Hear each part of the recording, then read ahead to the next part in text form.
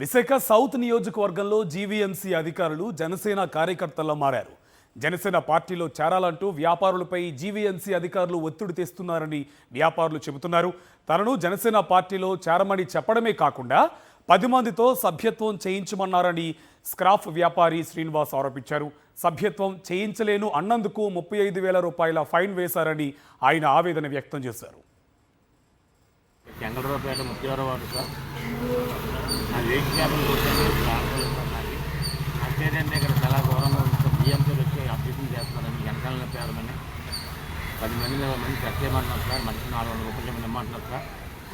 మేము అంత ఇచ్చుకోలేం బాబు అన్నారు. బియ్యంకి అధికారులు పంపించి మాకు 35,000 రూపాయలు ఫైన్ వేశారు. 35,000 ఫైన్ వేశారు సార్.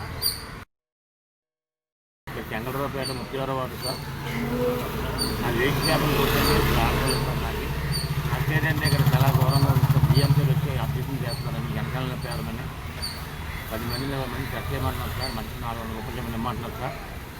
మేము అంత ఇచ్చుకోలేం బాబు అన్నారు. బియ్యంకి అధికారులు పంపించి మాకు 35,000 రూపాయలు ఫైన్ వేశారు. 35,000 ఫైన్ వేశారు సార్.